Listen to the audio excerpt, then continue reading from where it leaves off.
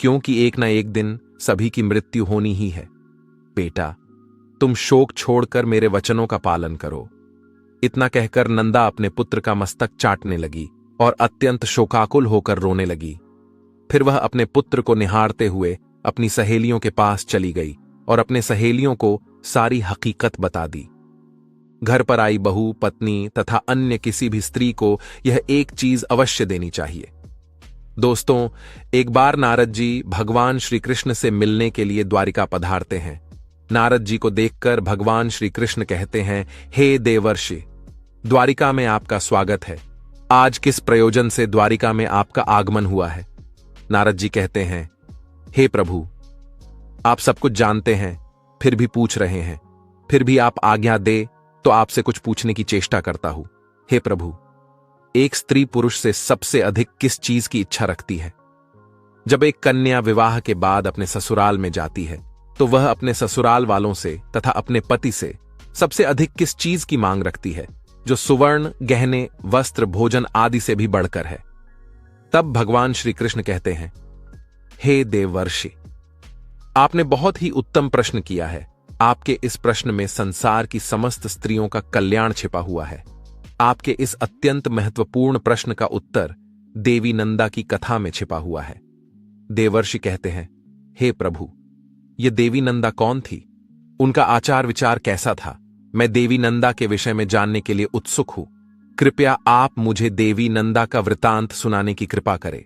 भगवान श्री कृष्ण कहते हैं, हे देवर्षि, देवी नंदा गुणवान, मनोकामना को पूर्ण करने वाली गाय थी। केवल नंदा का नाम अपने मुख से लेने मात्र से ही पापों का नाश होता है। देवी नंदा की यह महान कथा सुनने मात्र से ही मनुष्य के समस्त दुखों का नाश होता है और उसे सुख समृद्धि प्राप्त होती है। देवी नंदा महान, पुण्यवान तथा समस्त मनोरथों को पूर्ण करने वाली साक्षात देवी है। इसीलिए आज मैं आपको इस महान नंदा की कथा सुनाता हूं। इसीलिए आप ध्यानपूर्वक इसे पूरा जरूर सुनिए। देवर्षि कहते हैं, हे प्रभु, आज मेरा बड़ा सौभाग्य है कि आपके मुख से मुझे देवी नंदा की कथा सुनने को मिल रही है। मैं इस कथा को पूरा अवश्य सुनूंगा और इसका प्रचार करूंगा। फिर भगवान श्री कृष्ण कहते हैं, हे देवर्षि, पूर्व काल में पृथ्वी लोक पर प्रभंजन नाम से प्रसिद्ध एक महाबली राजा रहा करते थे। एक दिन महाराज प्रभंजन रथ में बैठकर शिकार करने के लिए जाते हैं। जंगल में वे शिकार करने के लिए इधर उधर घूम रहे होते हैं। तभी उन्हें जंगल में झाड़ियों के बीच एक हिरनी दिखाई पड़ती है। महाराज ने तुरंत अपना बाण निकाला और उस हिरनी की ओर छोड़ दिया। बाण लगते ही हिरनी घायल हो गई और चारों ओर देखने लगी तो उसकी दृष्टि महाराज प्रभंजन पर पड़ी। महाराज को हाथ में धनुष्य लेकर खड़ा हुआ देखकर हिरनी बोलने लगी, अरे दुष्ट, ये तूने क्या कर दिया? तुम्हारा यह कर्म पाप से भरा हुआ है। मैं निर्भय होकर इस वन में अपने बछड़े को दूध पिला रही थी। ऐसी अवस्था में तूने मुंह निरपराध हिरनी को अपने बाण का निशाना बनाया। तू बहुत निर्दयी और क्रूर है। शास्त्र कहते हैं कि बच्चे को स्तनपान करती हुई स्त्री की ओर देखना भी महापाप होता है। तूने तो मेरी हत्या करने की चेष्टा की है। अब मेरी मृत्यु के बाद मेरे बछड़े का क्या होगा? उसकी रक्षा कौन करेगा? हे निर्दयी राजा, तेरे इस पाप के लिए मैं तुझे श्राप देती हूं कि तू इसी क्षण कच्चा मांस खाने वाला व्याघ्र हो जा और इसी वन में तू निवास कर। उस हिरनी का श्राप सुनते ही महाराज प्रभंजन के पसीने छूटने लगे और वह हिरनी से क्षमा याचना करने लगा। महाराज उस हिरनी के सामने बैठकर हाथ जोड़कर प्रार्थना करने लगा, हे कल्याणी, मुझे क्षमा करो।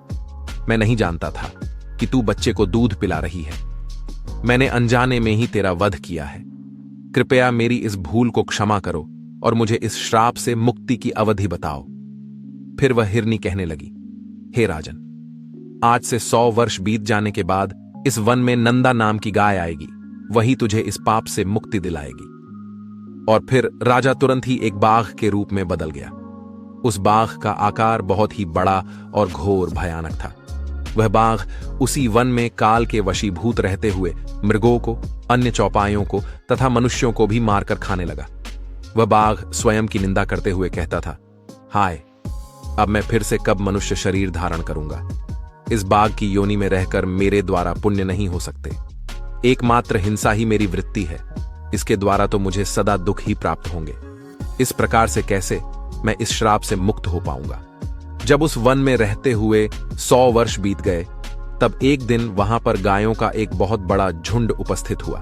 उस वन में घास और जल की विशेष सुविधा थी। उसी कारण से गायें वहां पर चरने के लिए आई थीं। उस गायों के झुंड में एक बहुत ही सुंदर तथा संतुष्ट रहने वाली गाय थी। उसका नाम था नंदा। वही उस झुंड की प्रधान थी तथा सबसे आगे निर्भय होकर वह चला करती थी। एक दिन वह अपने झुंड से बिछड़कर चरते चरते उस बाघ के सामने पहुंच गई। बाघ उस गाय को देखते ही खड़ा हो गया और उसके पास जाकर कहने लगा, हे गाय, आज विधाता ने तुझे मेरा ग्रास नियत किया है, क्योंकि तू स्वयं यहां चलकर आई है। उस बाघ के रोंगटे खड़े कर देने वाले निष्ठुर वचन सुनकर उस गाय को अपने बछड़े की याद आने लगी। उसका गला भर आया और वह रोते हुए अपने बछड़े के लिए हुंकार करने लगी। उस गाय को रोता हुआ देखकर वह बाघ बोला, अरे गाय, क्यों रोती हो? इस संसार में सभी प्राणी अपने कर्मों का फल ही भोगते हैं। तू खुद मेरे पास चलकर आई है, इससे जान पड़ता है कि तेरी मृत्यु आज ही लिखी हुई है। फिर तू व्यर्थ ही शोक क्यों कर रही है? अच्छा तो बता, तो रोई किस लिए? उस बाघ की बात सुनकर नंदा ने कहा, हे बाघ, तुम्हें नमस्कार है। मेरा सारा अपराध क्षमा करो। मैं जानती हूं कि तुम्हारे पास आए प्राणी की रक्षा असंभव है, अतः मैं अपने जीवन के लिए शोक नहीं कर रही हूं। मेरी मृत्यु तो एक न एक दिन होगी ही, किंतु हे बाघ, मैंने अभी कुछ ही समय पहले एक बछड़े को जन्म दिया है। यह मेरा पहला बछड़ा होने के कारण वह मुझे बहुत प्रिय है। मेरा बछड़ा अभी दूध पीकर ही जीवन चलाता है, घास तो वह खा नहीं सकता। इस समय वह घर में बंधा हुआ है और भूख से पीड़ित मेरी राह देख रहा है। उसी के कारण मुझे शोक हो रहा है। मेरे ना होने पर मेरा बछड़ा कैसे जीवन चलाएगा? मैं पुत्र स्नेह के वशीभूत हूं और उसे दूध पिलाना चाहती हूं। मुझे थोड़ी देर के लिए जाने दो।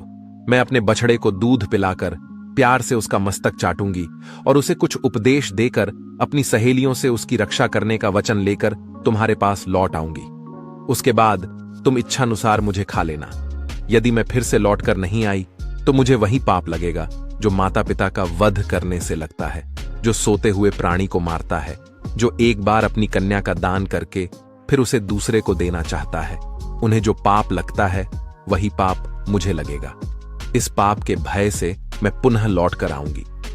नंदा की ऐसी शपथ को सुनकर बाघ को उस पर विश्वास हो गया और वह बोला, हे गाय, तुम्हारी इन शपथों पर मुझे विश्वास हो गया है, पर कुछ लोग तुमसे कहेंगे कि प्राण संकट में पड़ने पर, विवाह में और गाय को संकट से बचाने में जो शपथ ली जाती है उसे तोड़ने पर पाप नहीं लगता, किंतु तुम इन बातों पर विश्वास मत करना। इस संसार में कितने ही ऐसे नास्तिक हैं जो मूर्ख होते हुए भी खुद को पंडित कहते हैं। वे तुम्हारी बुद्धि को भ्रम में डाल देंगे। जिनके चित्त पर अज्ञान का पर्दा पड़ा है वे तुच्छ मनुष्य कुतर्क लगाकर तुम्हें शपथ तोड़ने के लिए भी कहेंगे, लेकिन तुम अपने वचन का पालन करना। फिर नंदा बोली, हे बाघ, तुम्हारा कथन सत्य है, मैं वचन का पालन अवश्य करूंगी। फिर बाघ ने कहा, हे गाय, अब तुम जाओ, अपने पुत्र से मिलो, उसे दूध पिलाओ, उसका मस्तक चाटो तथा अपनी सहेलियों से मिलकर शीघ्र ही लौटकर यहां आ जाओ। फिर वह गाय उस बाघ से आज्ञा लेकर वहां से चली गई। उसके मुख पर आंसुओं की धारा बह रही थी। वह अत्यंत दुखी भाव से कांप रही थी। उसके हृदय में बड़ा दुख था। जैसे ही वह गोष्ठ पर पहुंची, उसने अपने बछड़े की पुकार सुनी और वह दौड़कर अपने बछड़े के पास पहुंच गई और आंसू बहाने लगी। अपनी माता को रोता हुआ देखकर बछड़ा बोला, हे माता, आज तुम अत्यंत डरी हुई दिखाई पड़ती हो, क्या हुआ? फिर नंदा बोली, बेटा, स्तनपान करो, यह हमारी अंतिम भेंट है। अब से तुम्हें माता का दर्शन नहीं हो पाएगा। आज एक दिन मेरा दूध पी लो, मुझे अभी लौट जाना है। मैं बाघ को वचन देकर आई हूं। भूख से पीड़ित उस बाघ को मुझे अपना जीवन अर्पण करना है। बछड़ा बोला, मां, तुम जहां जाना चाहती हो वहां मैं भी चलूंगा। तुम्हारे बगैर मैं कैसे जी पाऊंगा? तुम्हारे साथ मेरा भी मर जाना अच्छा है। तुम न रहोगी तो मैं अकेले भी तो मर ही जाऊंगा। यदि बाघ तुम्हारे साथ मुझे भी मार डालेगा तो निश्चय ही मुझको उत्तम गति मिलेगी जो मातृभक्त पुत्र को मिलती है। अतः मैं तुम्हारे साथ अवश्य चलूंगा। माता से बिछड़े हुए बालक का जीवन बहुत दुष्कर होता है। दूध पीने वाले बालक के लिए माता के समान संसार में दूसरा कोई नहीं है।